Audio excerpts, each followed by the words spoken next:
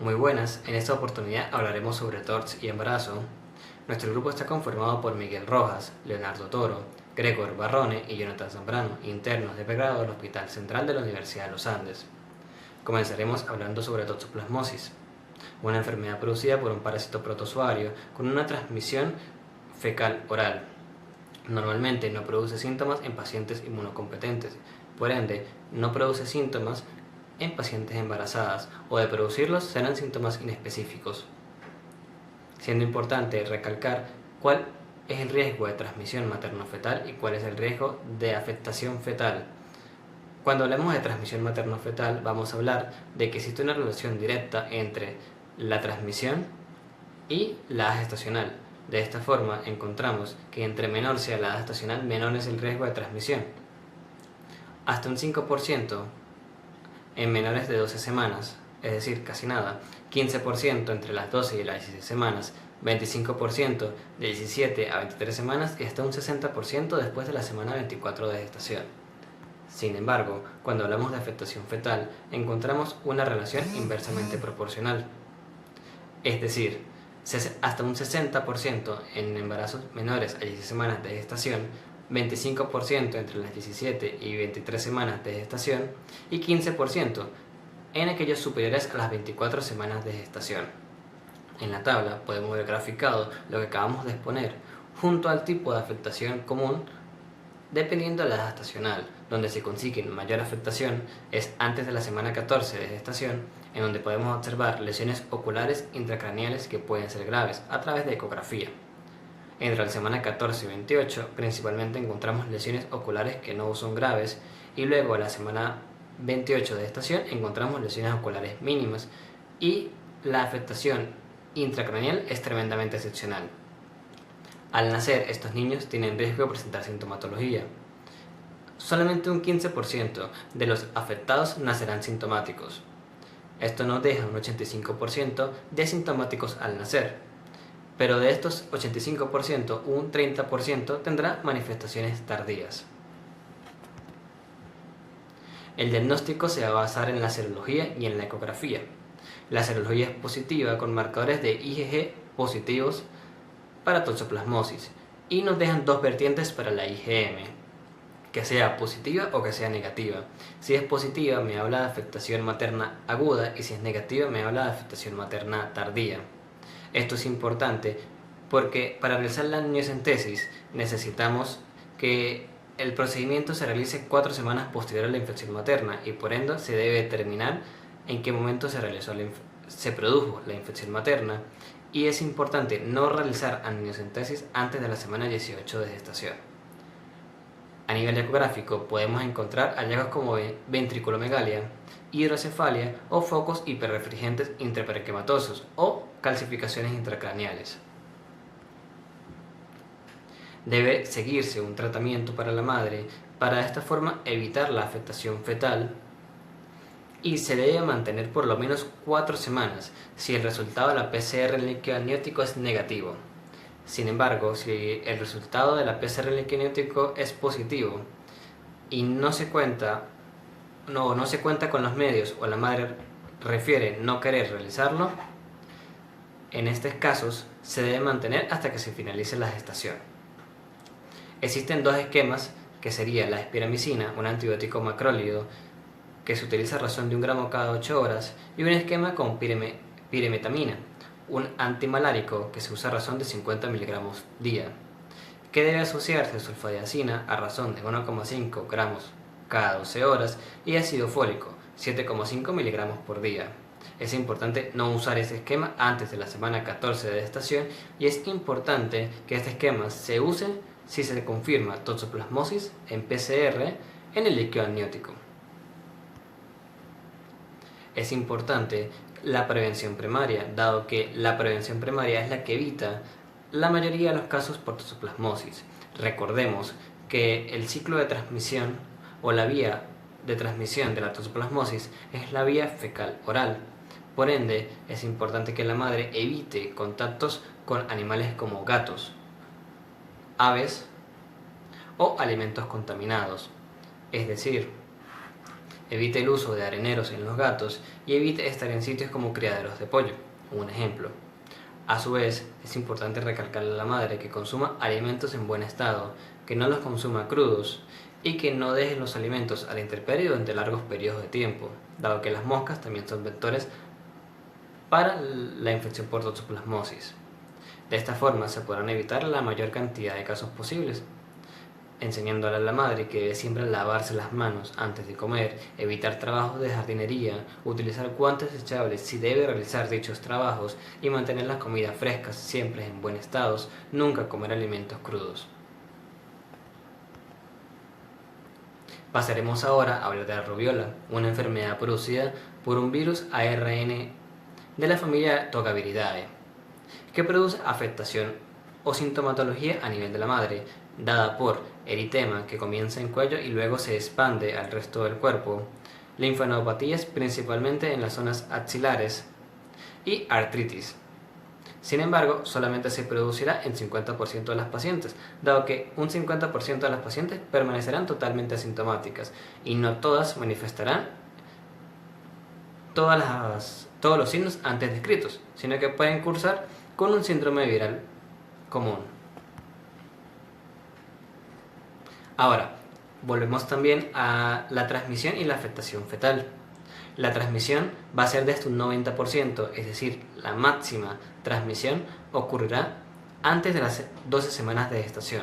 50% ocurrirán entre las semanas 12 y 17, 25% entre las semanas 18 y 24 y vuelve a tener otro pico de transmisión en la semana 36, con 60%.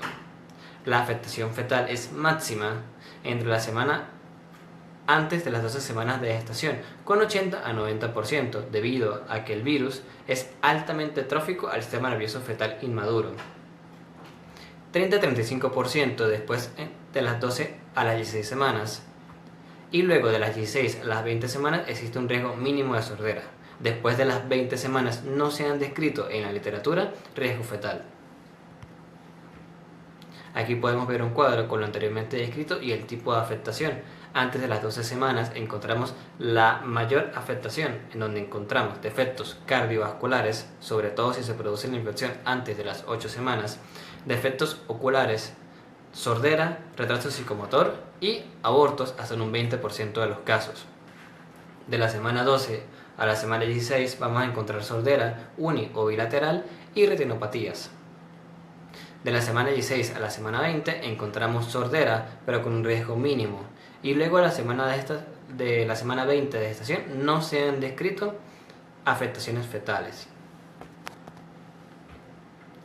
El diagnóstico se va a basar en la serología positiva y en la detección de la infección fetal. Antes de las 12 semanas, como el riesgo es de un 90%, se confirmará la afectación fetal sin necesidad de realizar pruebas en el líquido amniótico. Si la infección se produce entre las 12 y las 20 semanas de gestación, debemos realizar amniocentesis. A su vez, es importante esperar 6 semanas desde la confirmación de la infección materna para realizar la amniocentesis y de preferencia realizarlo después de la semana 21 de gestación y nunca realizarlos antes de la semana 18. A nivel ecográfico, vamos a encontrar las anomalías cardíacas dadas en estenosis de la arteria y la válvula pulmonar, defectos en el septum intraventricular, microcefalia, cataratas, hepatoesplenomegalia o restricción del crecimiento fetal. A su vez, podemos observar que los niños que nacen tendrán un síndrome denominado síndrome de rubiola congénita, en donde encontramos una tríada que se puede recordar fácilmente con la frase de que el niño nace con el corazón dolido pero no lo ve ni lo escucha. Encontramos sordera neurosensorial, cataratas con la consiguiente ceguera y persistencia del conducto arterioso. El tratamiento va a ser principalmente sintomático, determinar el nivel de afectación fetal, recordar que está totalmente contraindicada la vacunación en gestantes y realizar la vacunación posterior a finalizar la gestación. Continuaremos ahora hablando del citomegalovírus, que es una enfermedad producida por un virus ADN de la familia Herpesviridae, Generalmente, las infecciones adquiridas son asintomáticas en sistemas inmunes aptos. El mecanismo de transmisión va a ser a través de la orina, secreciones vaginales, semen o la vía transplacentaria, junto a la leche materna. La infección congénita del citomegalovirus tiene importancia tanto pregestacionalmente como gestacionalmente, y en este momento podemos ver en donde la madre adquiere la infección, qué probabilidad hay que el feto se infecte. Pregestacional, es decir, hasta unas 10 o 12 semanas antes de la fecha de última regla, el riesgo de transmisión vertical es casi inexistente, del 5 al 6%, y por ende no tenemos datos de riesgo de infecciones fetales, de secuelas a largo plazo o de lesiones si no se conoce la probabilidad de transmisión vertical. Perigestacionalmente, es decir, de las 4 a las 6 semanas antes de la fecha de última regla, sí se evidencia hasta un 21% de riesgo de transmisión vertical y hasta un 29% de riesgo de lesiones en el feto. Normalmente no hay datos estimados para el riesgo de secuelas a largo plazo. En el primer trimestre, el porcentaje de transmisión vertical alcanza hasta el 37% y las secuelas, el riesgo de infecciones, puede alcanzar hasta un 19% con un 23% de secuelas a largo plazo. Para el segundo trimestre, 40% de transmisión vertical, 1% de riesgo de lesiones fetales y menos de 1% de secuelas a largo plazo. Y en el tercer trimestre, 66% de transmisión vertical, menos del 1% de riesgo de infecciones fetales y 0% de riesgo de secuelas a largo plazo. Por ende, se puede observar de forma clara y sistemática cómo la infección debe evitarse y tratarse en el primer trimestre de la gestación, en donde existe un elevado porcentaje de transmisión vertical junto a un elevado porcentaje de riesgo de secuelas a largo plazo. Por ende, el tratamiento del CIT de las infecciones por citomegalovirus se tratan en el primer trimestre. Los recién nacidos sintomáticos, que son la mayoría de infecciones que iniciaron en el primer trimestre o en el periodo perigestacional, son más que todo a nivel del sistema nervioso central, debido a que el virus tiene alto trofismo al sistema nervioso fetal inmaduro. Va a generar restricción del crecimiento fetal hasta en un 60% de los casos, y los niños presentan secuelas a largo plazo de retraso psicomotor hasta en un 90% de los casos, déficit auditivo hasta en un 65% de los casos y corioretinitis hasta en un 15% de los casos. El diagnóstico de la infección materna se basa en la detección del virus por pruebas. Entonces se recomienda el cribado gestacional en todas las gestantes en el primer trimestre. De esta forma se pueden evitar la aparición de secuelas a largo plazo con la administración de valaciclovir, que ha demostrado que después de la primoinfección durante el primer trimestre disminuye la transmisión vertical hasta en un 63% de los casos. Aquí podemos ver un algoritmo diagnóstico en donde si encontramos una IgM positiva, es decir, detectamos la infección materna aguda, porque para la crónica no tiene ninguna utilidad como vimos en las tablas anteriores, podemos ofrecer valaciclovir 8 gramos cada 24 horas y un seguimiento de las infecciones y la analítica cada 2 semanas. De esta forma, después de las 18 semanas de gestación y después de 8 semanas de detectada la infección en la madre, se puede realizar amniocentesis. Si la amniocentesis resulta negativa, se puede omitir el tratamiento con valaciclovir. Las lesiones son detectables por ecografía y las clasificamos en dos grandes grupos: las lesiones graves, en donde encontramos defectos graves del sistema nervioso central, como ventriculomegalia severa, hidrocefalia, microcefalia, aumento del espacio subaranoideo, calcificaciones periventriculares extensas, diginesia del cuerpo calloso, cerebro hiperplásico, lesiones destructivas y hemorrágicas, quistes porencefálicos, anomalías de la sulcación, que pueden ser polimicrogliria y simplificación del patrón de sulcación. Esto quiere decir que el cerebro es liso. Y las lesiones leves, que serían la ventricomegalia leve, las calcificaciones puntiformes aisladas, las hemorragias de la matriz germinal, el aumento de la intensidad de la señal de sustancia blanca, entre otros. El virus del herpes simple pertenece a la familia de Herpesviridae, que incluye varios virus que pueden infectar tanto a humanos como a animales. Esta familia se caracteriza por su capacidad de establecer infecciones latentes y reactivarse posteriormente. Es un virus de ADN de doble cadena, con una estructura compleja que incluye cápside icosaédrica, la cual es una estructura proteica que protege el material genético del virus. Tegumento, una capa de proteína entre la cápside y la envoltura. Envoltura lipídica, una membrana derivada de la célula huésped que contiene glicoproteínas virales esenciales para la entrada del virus en la célula. Pueden infectar tanto humanos como animales. Esta familia se caracteriza por su capacidad de establecer infecciones latentes y reactivarse posteriormente. Los miembros más conocidos de esta familia incluyen el virus de herpes simple clase 1, generalmente causa infecciones orales como herpes labial, pero también puede causar herpes genital. Virus de herpes simple 2, principalmente causa herpes genital, pero también puede afectar otras áreas. Con respecto a su transmisión y síntomas, la transmisión del virus de herpes simple se caracteriza por transmitirse a través de contacto directo con las lesiones o mediante contacto íntimo con una persona infectada. Con respecto a su sintomatología, muchas personas no suelen presentarlo o tienen síntomas leves. Cuando aparecen, pueden incluir vesículas dolorosas que se convierten en úlceras. Los primeros episodios pueden ser más severos y acompañarse de fiebre y dolores corporales. El virus de herpes simple presenta varios estadios clínicos que varían según la fase de infección y localización de las lesiones. Aquí les voy a detallar los principales estadios clínicos. 1. Infección primaria. Esta se presenta en ausencia de anticuerpos para virus de herpes simple 1 y 2. Los síntomas pueden ser asintomáticos o presentar síntomas severos como fiebre, malestar general, dolores musculares y vesículas dolorosas en la piel y genitales, causando lo que se conoce como herpes genital primario, que cursa con una sintomatología severa, adenopatías inguinales, lesiones herpéticas y sintomatología sistémica. Estos síntomas suelen durar de 2 a 4 semanas. Herpes genital no primario, en el cual hay presencia de anticuerpos de virus de herpes simple 1. El herpes genital no primario se refiere a una infección por el virus de herpes simple en una persona que ya ha sido previamente expuesta al virus, pero que no está experimentando su primer episodio de infección genital. Los síntomas suelen ser menos severos que en la infección primaria. Pueden incluir vesículas dolorosas, úlceras y picazón en la zona genital.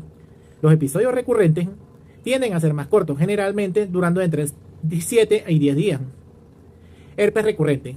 El herpes recurrente se refiere a una reactivación del virus del herpes simple en personas que ya han tenido una infección. El virus de herpes simple puede permanecer latente en los ganglios nerviosos después de la infección inicial y reactivarse debido a varios factores desencadenantes como estrés, fiebre o enfermedad, exposición al sol, cambios hormonales o inmunosupresión.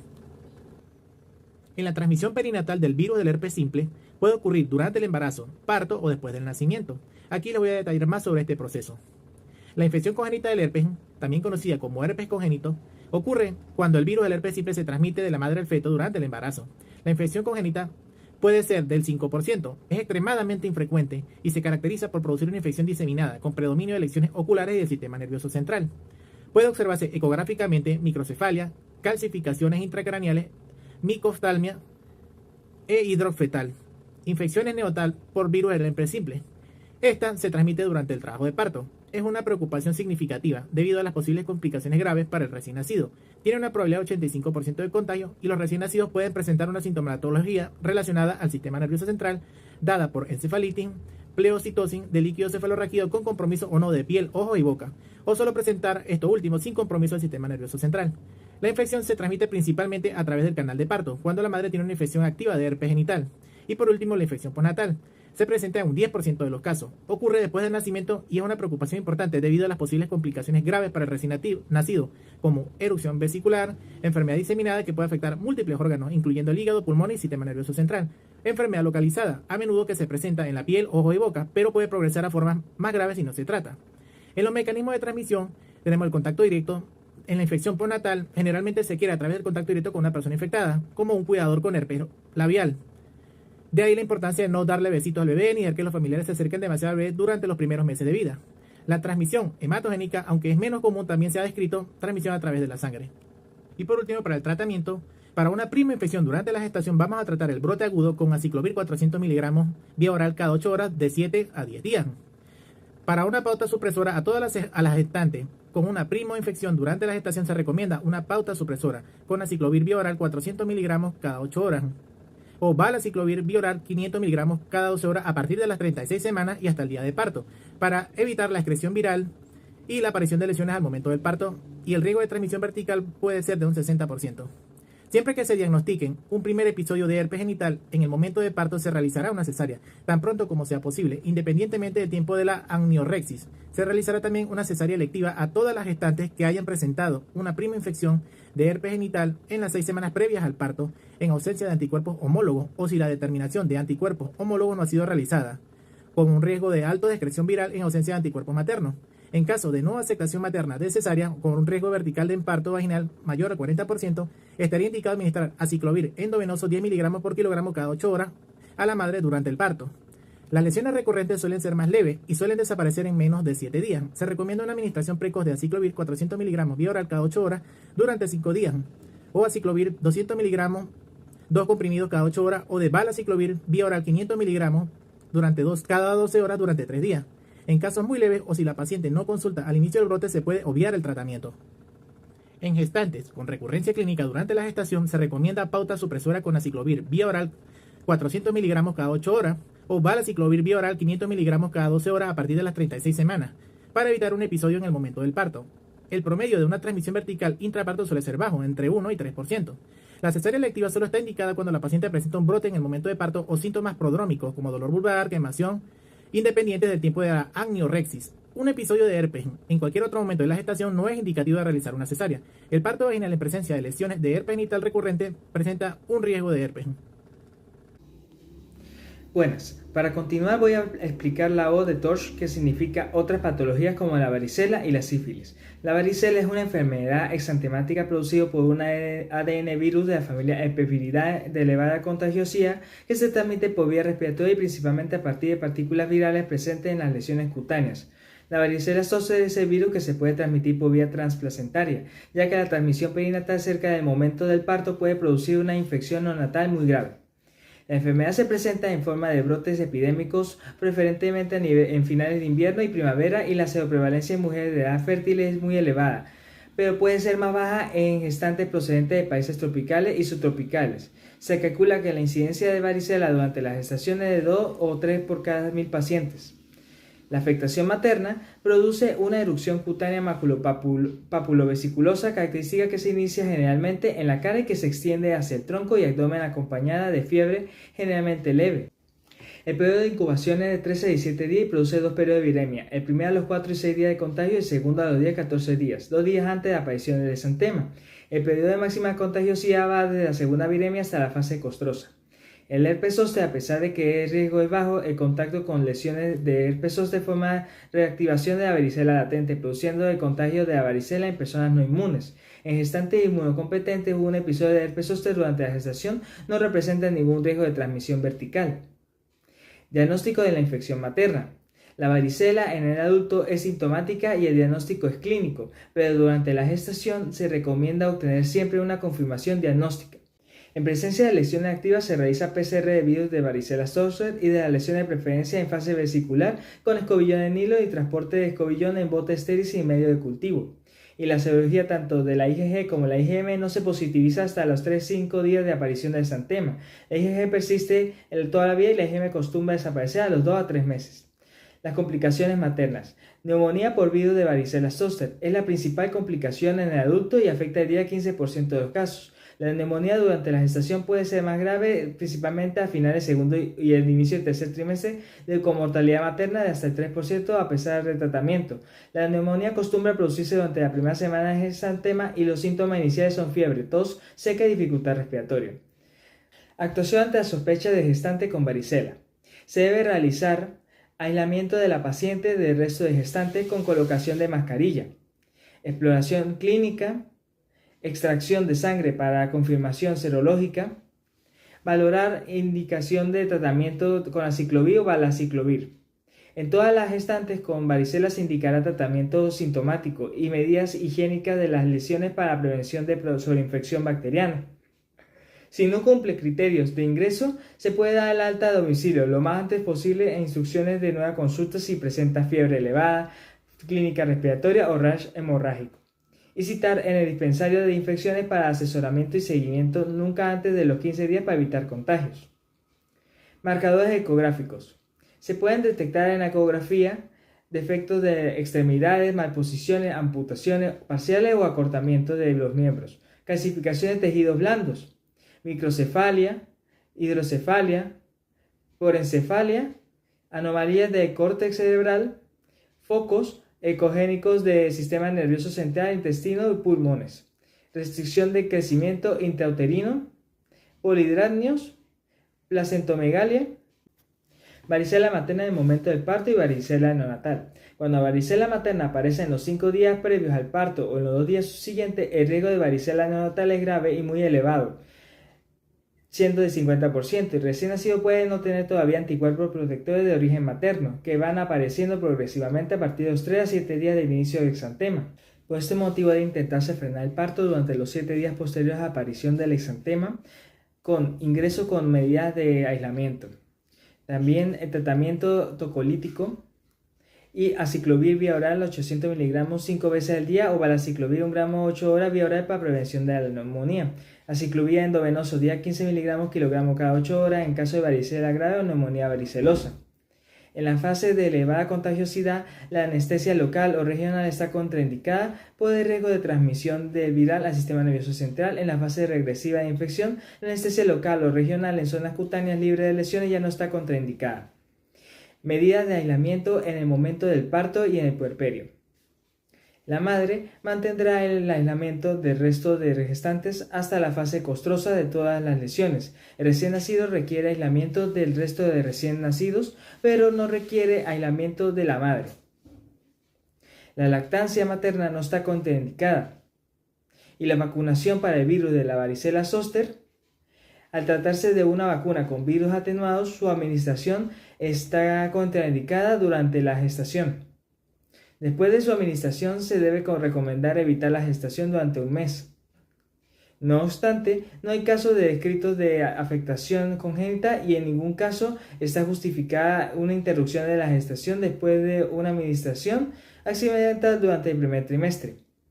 La vacunación en el adulto, que son 2 dosis separadas por un intervalo de 6 a 8 semanas, proporciona una protección del 99%. La vacunación no está contraindicada durante la lactancia materna. Sería conveniente garantizar la inmunidad de la varicela a todas las mujeres antes de quedar gestante. Ahora seguimos con sífilis.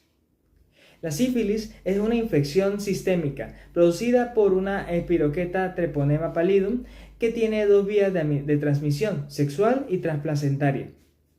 En los últimos años se ha asistido a un incremento importante de los casos de sífilis y es fundamental que el cribado gestacional permita su detección para evitar un incremento de sífilis congénita. En nuestro entorno, los factores epidemiológicos asociados a un riesgo elevado de exposición son consumo de tóxicos, promiscuidad sexual, infección VIH, antecedentes de otras ETS, gestantes adolescentes, gestantes procedentes de áreas con prevalencia elevada de la infección, como Sudamérica, Europa del Este y África subsahariana.